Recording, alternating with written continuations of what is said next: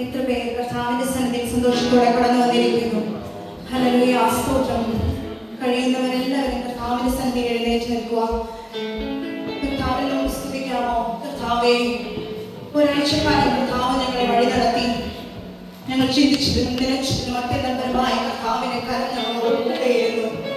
പാട്ടുകാരൻ പറയുന്നത് പോലെ പത്രോസ് 3 വട്ടം തള്ളി പറഞ്ഞു. പക്ഷെ എന്നാലും ആ തള്ളി പറഞ്ഞ കർത്താവ് മാറോട് ചേർത്തടക്കുകയാണ് പത്രോസിനെ ചെയ്തത്.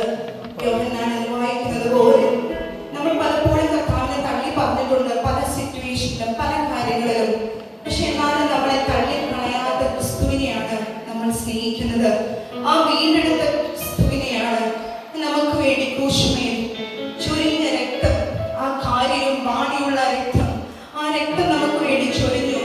ആ ചൊരിഞ്ഞ രക്തത്തിന്റെ ക്രൂശിന്റെ സ്നേഹം മാത്രം നോക്കിക്കൊണ്ട്, ആ ക്രൂശിനെ മാത്രം ധ്യാനിച്ചുകൊണ്ട് നമുക്ക് പാടാമോ? കർത്താവ് ഇത്രമേൽ എന്നെ സ്നേഹിച്ചു, ഞാൻ എത്രയും. നമ്മളെപ്പോഴും പലപ്പോഴും അവിശ്വസ്തരാണ്. പക്ഷെ ഞാനും അവിശ്വസ്തരായ നമ്മളെ വിശ്വസ്തയോടെ ചേർത്ത് പിടിച്ച് എന്റെ കുഞ്ഞെ, എന്റെ മോളെ എന്ന് വിളിച്ചുകൊണ്ട് നമ്മുടെ ചാരി മാവോട് ചേർത്തടിക്കുന്ന ക്രൂശിന്റെ സ്നേഹം ഒന്ന് ധ്യാനിക്കാമോ? കർത്താവേ, ഞാൻ ഈ ക്രൂശിനെ മാത്രം നോക്കിക്കൊണ്ട് ദൈവസന്നിധിയിലേക്ക് കടന്നു വന്നിരിക്കുന്നു. ആ ക്രൂശിനെ മാത്രം, എന്റെ എല്ലാ ചിന്തകളും ഞാൻ വിട്ടു. എനിക്കൊന്നും ഒരു ഭാരവുമില്ല. എന്റെ ഭാരം കർത്താവെ വിളിച്ചോളുന്നു. ആ ക്രൂശിനെ മാത്രം ധ്യാനിച്ചുകൊണ്ട് നമുക്ക് ഈ പാട്ടുകാരുടെ കൂടെ പാടാം.